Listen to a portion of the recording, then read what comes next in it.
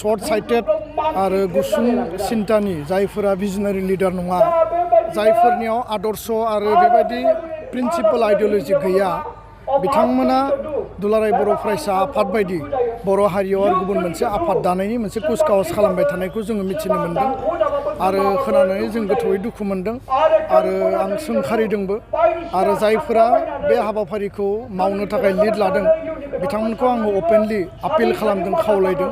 जे बिथांमोना बेबायदि डिभिसिभ मोनसे सिन्ता गावस्रा होनाय जातियाव डिसइउनिटि लाबोनाय जातिखौ माने गावस्रा गावस्रि बुलाय बुजाय बा हिंसा हिंसि खालामनायनि जि मोनसे थासारि लाबोनो नागिरदों बिनिफ्राय जानगाराव था नोंथांमोना गुबुन गुबुन आफाद दानो हायो किन्तु दुलाराय बर' फरायसा आफादा बर'नि माहारियारि आफाद फरायसा आफाद बे आफादाव गोबां बिबानगिरिफ्रा खामानि मावबाय दैदेनगिरिफ्रा खामानि मावबाय उनाव इयुन जेनेरेशना इयुन जोलैया बे आफादाव थानानै खामानि मावगोन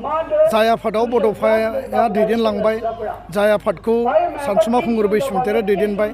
जाय आफादखौ बानेश्वर बसुमतारी कनकेश्वर नार्जारी बिथांमोना दैदेनबाय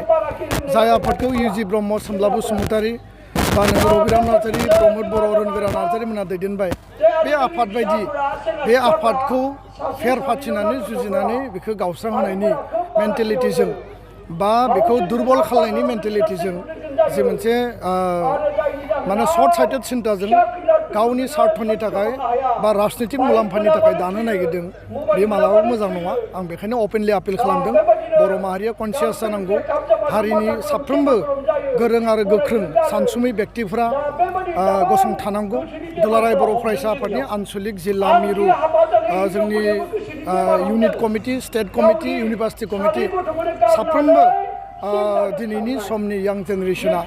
बेबायदि मोनसे गिलु बालु जि कनस्पिरेसि बेयाव बयबो गसंथानांगौ